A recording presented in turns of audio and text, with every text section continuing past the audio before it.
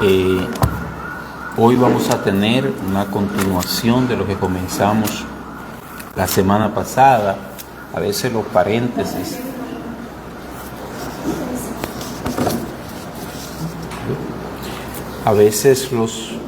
paréntesis en la carta a los Efesios se tornan un poquito extensos. Espero que solamente sean 2 y volvamos entonces a Efesios. Ahora vamos a hablar del amor de Dios para los suyos en una segunda parte. El amor de Dios para los suyos, y para ello quiero que vayamos a Romanos el capítulo 5, en el versículo 8.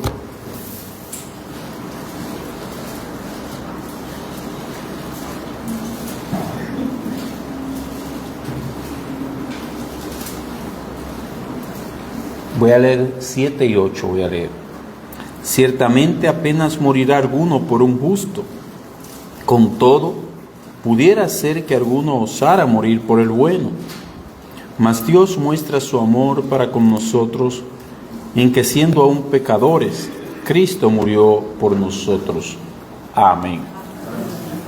Bendito Señor, sabio Padre Celestial, gracias Señor por recordarnos gloriosas verdades de tu palabra a través del canto, facilitando nuestras débiles mentes a memorizar tus promesas. Gracias, Padre.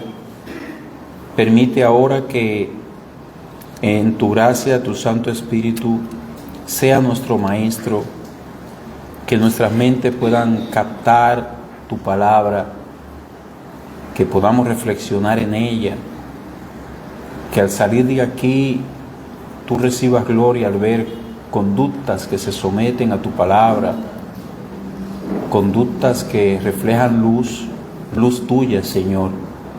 Haz por favor la obra incluso en niños, que sus pequeñas mentes puedan también recibir de tu gracia, Señor. En el nombre de Jesús. Amén.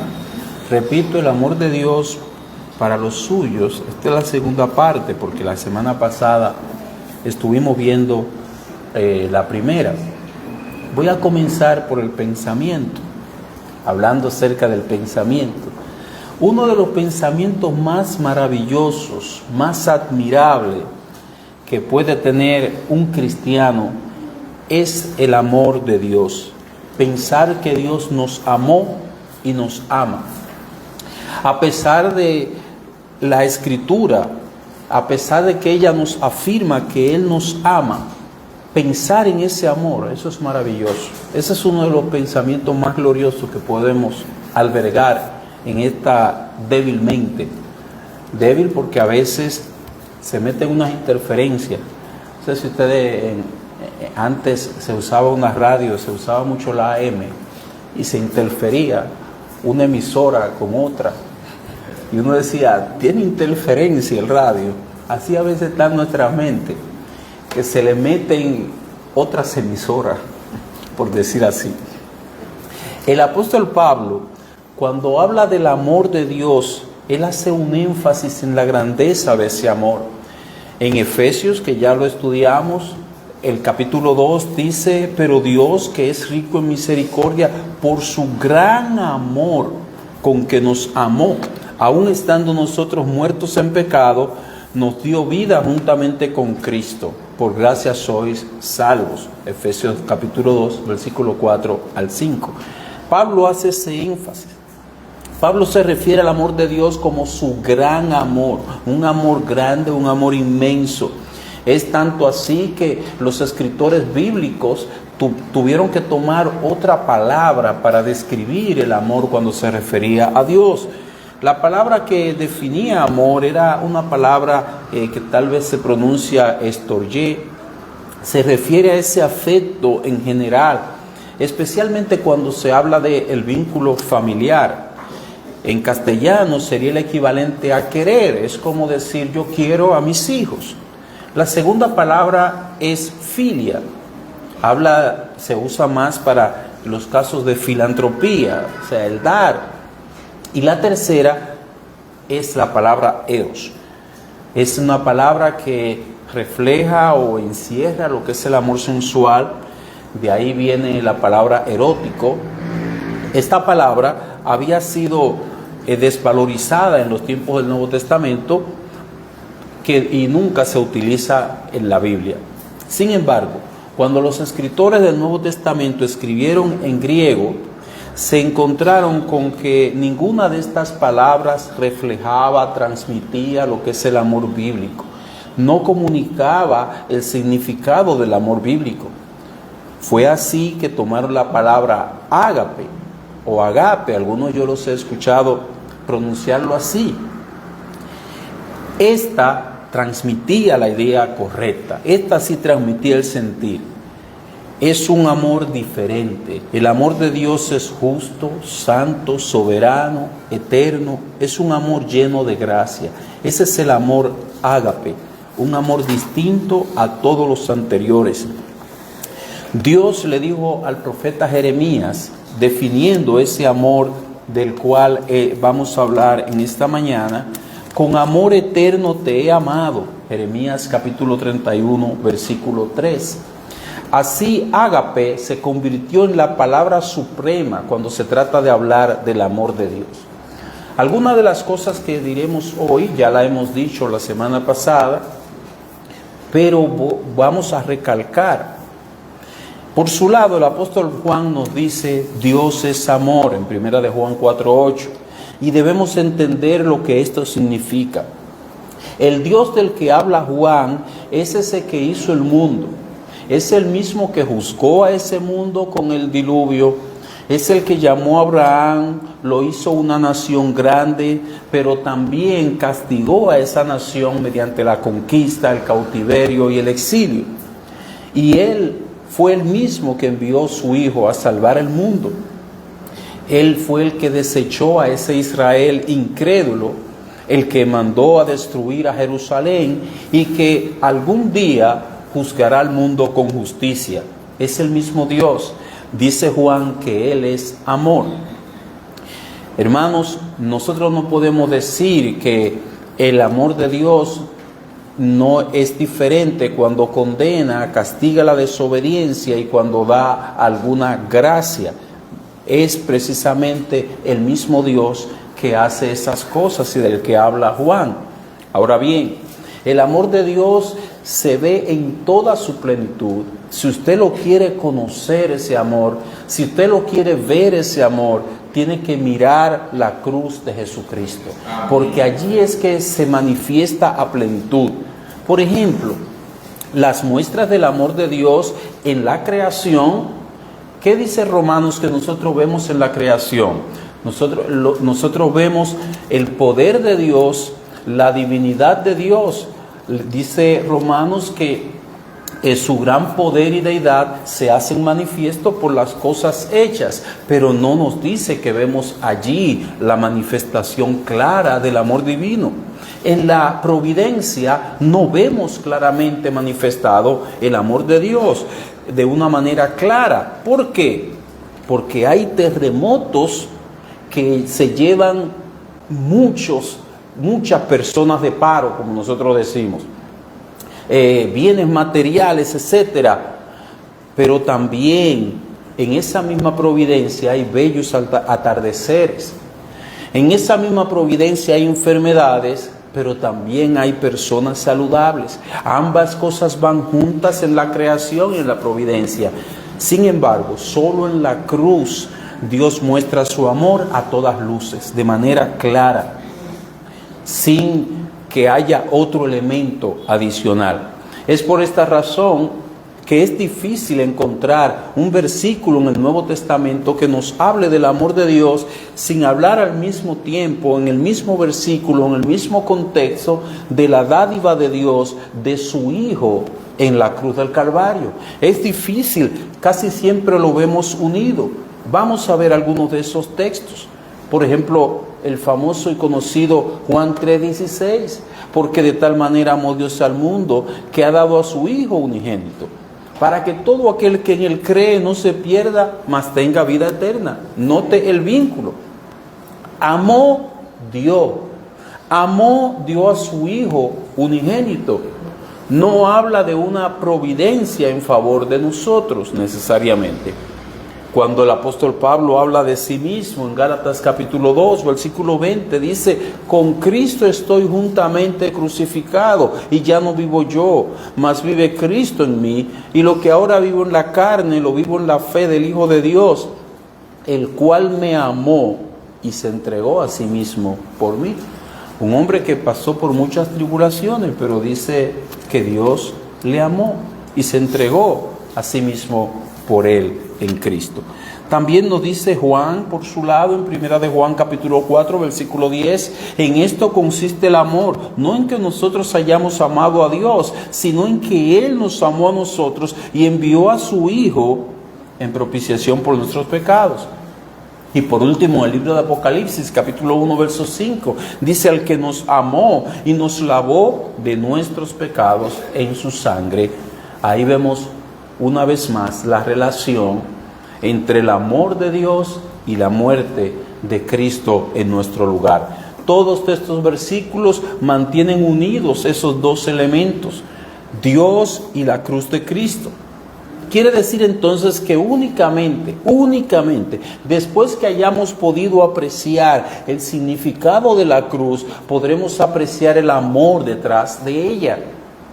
La providencia y los bienes no son necesariamente la manifestación de ese amor, sino la cruz. Sin la cruz no hay amor.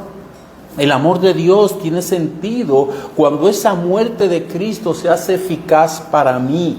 Cuando yo he abrazado esa muerte de Cristo como una propiciación por mi pecado, como un sustituto por mi pecado, cuando yo he puesto la fe en la muerte expiatoria del Señor Jesucristo. ¿Por qué esto es así? ¿Por qué tiene que ser así? La respuesta es por la naturaleza del amor de Dios. La clase, la esencia del amor de Dios. El amor de Dios es un amor de entrega, es un amor regalo. Esto lo vemos en el sacrificio de Cristo. Ese es el amor de Dios, mi amigo. Ese es el amor de Dios, mi hermano. Mis hermanos, Cristo es lo mejor que Dios tenía para dar. Ya Dios no tenía, no tiene ni tendrá, si usted lo quiere poner en tiempos diferentes, algo superior para dar. No hay nada que pueda compararse al Hijo de Dios. Por eso es tan grave la incredulidad. La incredulidad es rechazar al Hijo de Dios como tu Salvador. Ya Dios no tiene más nada que ofrecer, no tiene más nada que dar, porque dio lo más alto. Al dar a Jesús, Dios estaba dando de sí mismo. Y no hay nada más que pueda ser mayor que eso, uno darse a sí mismo. Uno puede hacer muchos regalos, pero lo más alto que uno puede dar es uno mismo. Dios en Cristo se dio a sí mismo por nosotros. Dice Juan: nadie tiene mayor amor que este, que uno ponga su vida por sus amigos. Juan capítulo 15, versículo 3. Repito, el regalo más grande que alguien puede hacer es darse a sí mismo o a sí misma. Fuera de ese regalo, todos los demás regalos resultan pequeños, insignificantes. Eso hizo Dios, se dio a sí mismo en Jesucristo. Ese himno que nosotros cantamos, oh amor de Dios, la tercera estrofa fue encontrada en un hospital, escrita en la pared. Se la entregaron a Frederick Lehman y él compuso las otras. En el himnario está en el número 63. Dice: oh amor de Dios, se titula. Y dice la primera estrofa: oh amor de Dios, su inmensidad el hombre no podría contar, ni comprender la gran verdad que Dios al hombre pudo amar. Cuando el pecado entró al hogar de Adán y Eva en Edén, Dios les sacó, mas prometió un Salvador también. Oh amor de Dios, brotando está, inmensurable, eternal, por las edades durará, inagotable raudal. Si fuera tinta todo el mar y todo el cielo un gran papel, y cada hombre un escritor, y cada hoja un pincel, nunca podrían describir el gran amor de Dios, que al hombre pudo redimir de su pecado atroz. Y esta estrofa fue la que fue encontrada. Dice: y cuando el tiempo pasará con cada reino mundanal, y cada reino caerá con cada trama y plan carnal, el gran amor del Redentor por siempre durará. La gran canción de salvación su pueblo cantará.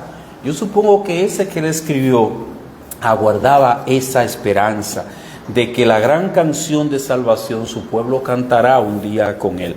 Hermanos, así como nosotros al mirar el firmamento, nuestra mirada se pierde en el infinito, en el espacio, así nosotros no alcanzamos a comprender en plenitud el amor de Dios.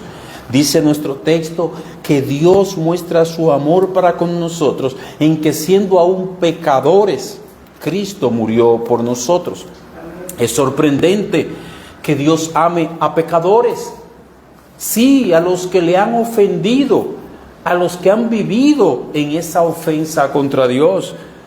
Pero es cierto, Dios ama a seres inmerecedores del amor y que nosotros podríamos pensar no merecen, no pueden ser amados. Hermanos, no había, no habrá, no lo hay en aquellos que Él amó, nada que motivara, nada que provocara a Dios a amarnos. Nada hay en el hombre que pueda ganar o que pueda producir ese amor en el corazón de Dios. Entre los hombres, entre los seres humanos, el amor se genera, se produce, crece por alguna iniciativa, algo te atrajo de esa persona, su amistad, su forma de ser, etc.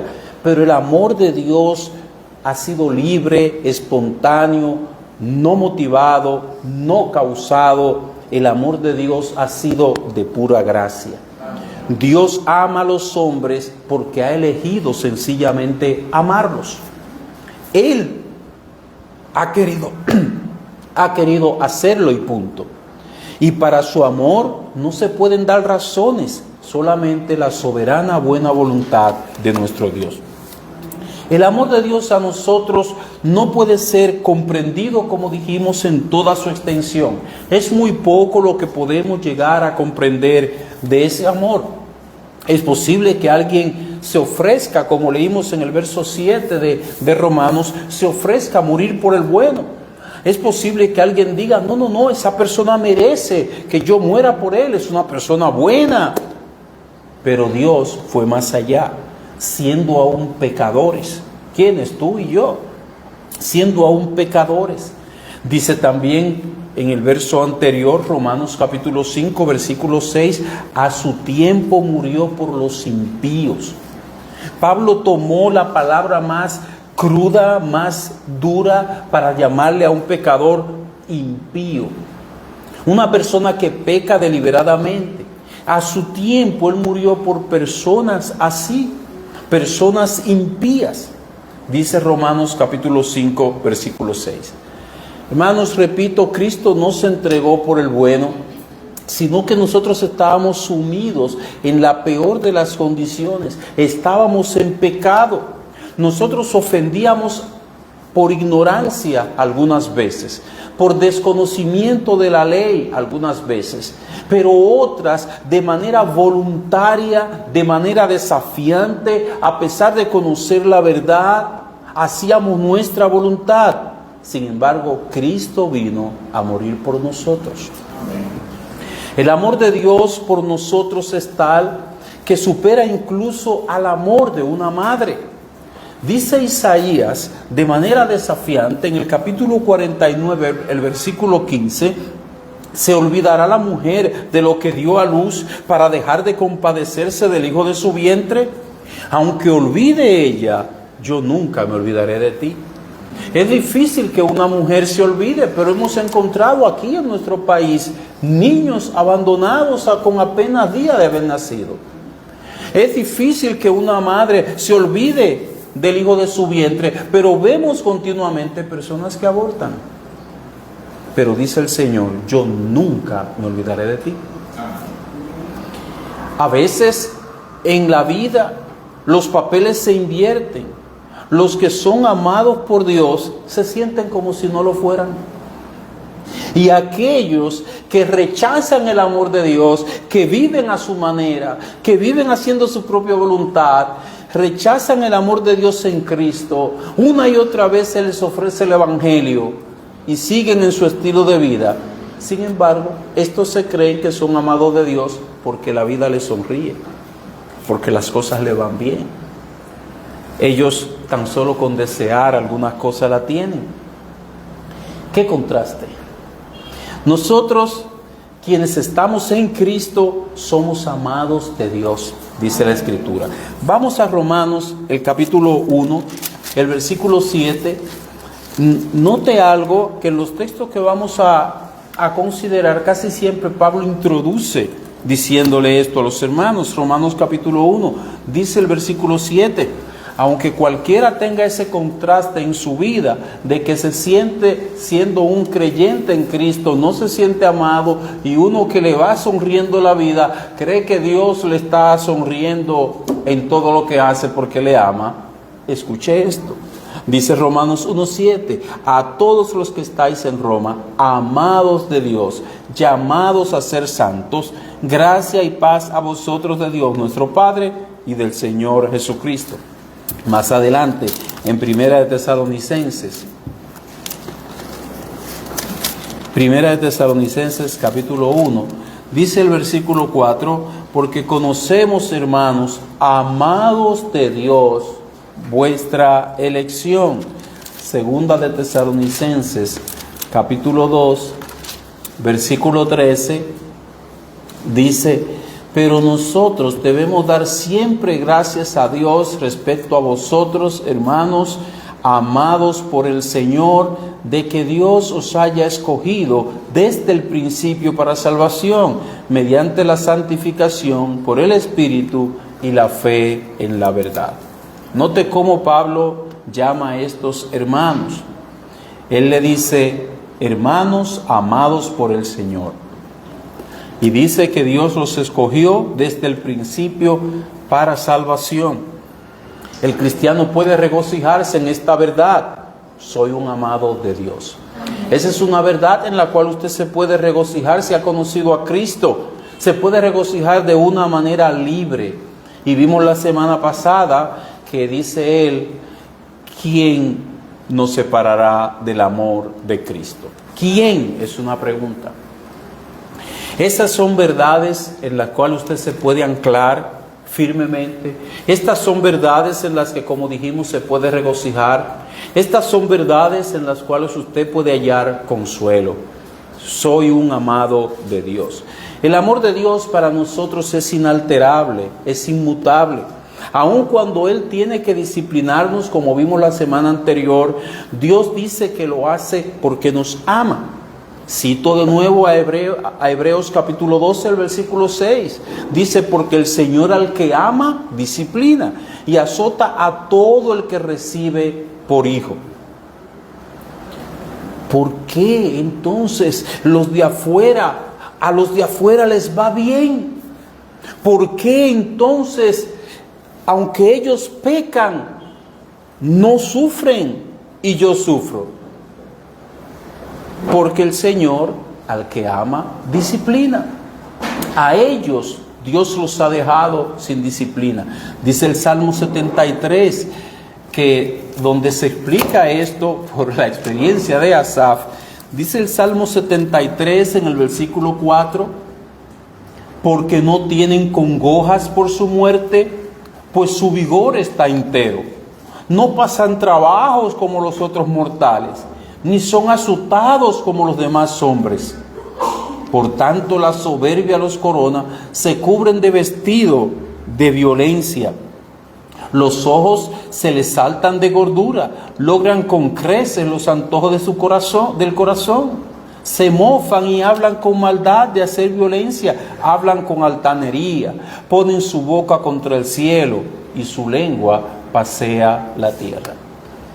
Mi hermano, cuando tú veas a uno de estos, de los tantos que te rodean, que logra con creces los antojos de su corazón, no sus metas, lo que le place, piensa que esto no es la manifestación del amor de Dios. La manifestación del amor de Dios es en la cruz del Calvario y es por ti. Esa muerte en la cruz del Calvario que tú abrazaste por la fe, esa es la verdadera manifestación del amor de Dios. Asaf está hablando de un error que él tenía, que por poco le lleva a deslizarse sus pies, porque él veía que a esa gente, wow, pero qué bien le va, y decía de sí mismo, yo soy azotado todos los días. Todos los días, dolor, dificultades, y esta gente bien. Pero esa no es la manifestación del amor de Dios. Debes mirar la cruz de Cristo. En segundo lugar, el amor de Dios es personal. Recordemos a Gálatas capítulo 2, versículo 20, que nosotros citamos, que dice el apóstol Pablo, el cual me amó y se entregó a sí mismo por mí. También en Juan capítulo 17, el Señor nos recuerda esta manera tan personal de ver el amor de Dios. Dice Juan capítulo 17, versículo 6, he manifestado tu nombre a los hombres que del mundo me diste. Tuyos eran y me los diste y han guardado tu palabra. Dice el versículo 9, yo ruego por ellos, no ruego por el mundo, sino por los que me diste, porque tuyos son. Estos son los que Cristo ha amado al punto de dar su vida por ellos. Tú que has creído en Cristo, mi hermano, tú puedes y debes decir, el sacrificio de Cristo fue por mí, su sufrimiento fue por mí, su oración en Getsemaní fue por mí. La razón de su primera venida a este mundo fue para rescatarme a mí, no por los Judas Iscariote, sino por su iglesia ha sido su muerte. Cuán poco pensamos en el amor de Dios. Qué rápido se llenan nuestras mentes de otras cosas. Qué fácil es pensar en otras cosas. Precisamente en estos días estaba yo pidiendo la oración porque dije, pero mi mente se está llenando de otras cosas. Tengo que meditar más en su palabra, porque fácilmente, mis hermanos, se llena de otras cosas, pero cuán poco pensamos en el amor de Dios. Si llega a nosotros la tribulación, sentimos como que el amor de Dios menguó o terminó, pero no es así. ¿A qué conclusión nos lleva esto? ¿Cómo aplicamos esta enseñanza a nuestra vida, a nuestro día a día, como decimos? En primer lugar, el Señor desea que estemos seguros de su amor. Nada nos separará del amor de Dios en Cristo. Entramos a la tribulación, pero en ella debemos entrar seguros de su amor. Durante la tribulación debemos estar seguros de su amor, el cual nos sostiene. Y cuando salimos de la tribulación, debemos estar seguros de que el amor de Dios se mantuvo y nos sostuvo. Nos sentimos desamparados, estamos confundidos, nos sentimos solos, abandonados muchas veces de nuestros propios seres queridos. A pesar de todo, Dios sigue amándonos en Cristo. Amén. Ni mi propio pecado puede destruir el amor de Dios hacia mí. Recuerde que nuestro texto dice, siendo aún pecadores, Cristo murió por nosotros. En segundo lugar, ese amor nos mueve a amarle a Él.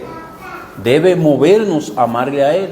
Dice Juan, nosotros le amamos a Él porque Él nos amó primero. Primera de Juan capítulo 4, versículo 19. Debemos amarle, hermanos, cada vez más. El amor hacia Cristo debe crecer, no debe permanecer estático. Así como el amor entre dos personas es algo que se cultiva, o sea, nos relacionamos con esa persona, hablamos con esa persona, tratamos de hacer lo que le agrada a esa persona y no hacer lo que le desagrada, hasta que conquistamos su amor y hacer crecer el que ya está, si es el caso. Así debemos también incentivar, desarrollar el amor por Cristo. Mi hermano, tú debes cultivar el amor por Cristo. Debes echarle leña al fuego de ese amor. Porque es que el amor es todo en nuestra relación con Cristo. Si no hay amor por Cristo, ahí no hay nada que buscar. Si no estamos dispuestos a sacrificarnos por Cristo en base a ese amor, ahí no hay nada que buscar. Hay que comenzar de nuevo. Con decirle en oración, en un momento, Señor, oh Cristo, yo te amo, le estamos diciendo mucho. Eso significa mucho. A veces nosotros pensamos que lo más importante es venir en oración corriendo y decirle, mira, yo necesito esto. Ya lloré. Todas las cosas que nos faltan de este mundo, pero no. Es tan tal lo que estamos diciendo, la importancia de ese amor, que cuando Pedro negó al Señor Jesucristo y ellos luego se encontraron, su pregunta no fue, ¿por qué tú hiciste eso? No, esa no fue su pregunta. La pregunta de Cristo fue, Pedro, ¿me amas? Y lo cuestionó al punto de que Pedro se quebrantó de corazón. Porque para uno que ama a Cristo es difícil, es duro en pensar que se está dudando de ese amor. Si no hay amor, repito, no hay nada que buscar. El amor incluso nos hace arrepentirnos de nosotros ofender, de negar en un momento al que amamos. El amor a Cristo nos hace ver nuestro pecado. El amor de Cristo fue la herramienta con la que Él confrontó, restauró a Pedro. Fue la herramienta que utilizada para que Pedro se quebrantara. A Pedro ni siquiera se le amonestó duramente para que se diera cuenta de su pecado. ¿Sabe qué fue lo primero que le causó? Que las miradas de él y la de Cristo se conectaron. Eso fue suficiente para que las lágrimas salieran de los ojos de Pedro. Había negado al que tanto le amó. ¿Cómo ofender vilmente al que dio su vida por mí? ¿Cómo ofenderle abiertamente, a sabiendas, conociendo su palabra? ¿Cómo pisotear su palabra? ¿Cómo desagradar a aquel que murió para que yo fuera al cielo y no al merecido infierno, que era lo que yo tenía previsto? Por amor a Cristo, nosotros le podemos decir al tentador, prefiero morir antes que blasfemar su nombre. Ya ustedes recuerdan esa frase, porque ya yo se la he dicho. Esa fue un anciano que la dijo, llamado Policarpo. Niega a Cristo o te mueres. Prefiero morir antes de blasfemar su nombre. Esto es amor por Cristo. Muchos murieron en la hoguera, al igual que Policarpo, porque entendieron que Cristo se había entregado a ellos por amor y que ellos se debían a Él por amor. Este amor de Cristo nos hace deudores a Él, no deudores para dar dinero a Cristo, no deudores para ninguna otra cosa, deudores del amor a Cristo. Tú estás en deuda con el Señor de amarle más. Ese es el punto. En quinto lugar, Ese amor de Cristo nos enseña a amar a nuestros hermanos. Dice Juan en la primera carta, en su primera epístola, primera de Juan, capítulo 4, en el verso 10, dice: en esto consiste el amor, no en que nosotros hayamos amado a Dios, sino en que Él nos amó a nosotros y envió a su Hijo en propiciación por nuestros pecados. Dice el verso 11: amados, si Dios nos ha amado así, debemos también nosotros amarnos unos a otros. Versículo 20: si alguno dice yo amo a Dios y aborrece a su hermano, es mentiroso, pues el que no ama a su hermano, a quien ha visto, ¿cómo puede amar a Dios a quien no ha visto? El amor de Cristo nos enseña a amar a nuestros hermanos. Una manifestación de amar a los hermanos es que queremos estar junto con nuestros hermanos, congregarnos con nuestros hermanos. No rehuimos a estar con nuestros hermanos, porque es con ellos que estaremos en la eternidad, con ellos y con Cristo. Esa es la realidad. El amor de Cristo entonces nos enseña a amar a nuestros hermanos. El vínculo con la hermandad cristiana es un vínculo especial. Nosotros tenemos hermanos sanguíneos, tenemos primos, tenemos padres, tenemos familia. Algunos no son creyentes, otros sí. Por eso la unión no es una unión completa con nuestra familia, porque muchos de ellos no son creyentes. Ahora, el vínculo con los hermanos en Cristo es especial. ¿Por qué? Porque las cosas que tenemos en común los hermanos en Cristo, ni siquiera los hermanos de sangre lo tienen. Tenemos un mismo espíritu, el mismo Espíritu Santo que habita en ti, habita en mí. Tenemos un mismo Padre, tenemos un mismo tema, tenemos una misma lucha contra el pecado, tenemos un mismo interés que es el Señor y un largo etcétera. Hasta hablamos el mismo lenguaje espiritual, de la misma escritura. Esperamos las mismas promesas. Iremos a un mismo lugar por la eternidad. Pero dolorosamente decimos, aún el más querido de nuestros hermanos carnales, si no se ha arrepentido, solo lo veremos aquí en la tierra de los vivientes. Pero allá nunca jamás volveremos a estar con ellos. Nuestra compañía serán Cristo y todos los salvados solamente. En cuarto lugar, yo le invertí el número. Recordemos finalmente, hermanos, que quien gobierna todas las cosas es nuestro amoroso Dios, tanto las que nos gustan como las que no nos gustan. Nuestro amoroso Dios es que está dirigiendo todo. Yo no debo, por tanto, andar descontento o mostrando resentimiento por las cosas que nos acontecen. Nuestro amante Dios, el que nos amó, el que se entregó a sí mismo por nosotros, es el que está dirigiendo los destinos del mundo. Cuando me asalte el temor, cuando me asalte la desconfianza, debo recordar que Dios está dirigiendo todas las cosas para bien de sus amados, aquellos que amó desde antes de la fundación del mundo. Las circunstancias nos empujan a pensar de una manera negativa acerca de Dios, pero debemos mantener nuestra fe puesta en el hecho de que Él nos ha amado y nos ama en la adversidad, nos ama en el peligro, nos ama en cualquier circunstancia que nos encontremos. En quinto lugar, hermanos, si Él nos ha amado con amor eterno, con un amor inquebrantable, eso habla, repito, de que debemos amarle a Él y solo a Él. ¿Usted sabe cuál es el gran dilema del modernismo? Que el hombre quiere amar a Dios, pero también al mundo. Quiere darle un poquito a Dios, pero también hay ciertos elementos del mundo que él desea mantener consigo. Él quiere dedicar un domingo a Dios, pero ya yo fui la semana pasada. Ahora yo voy a esta otra cosa.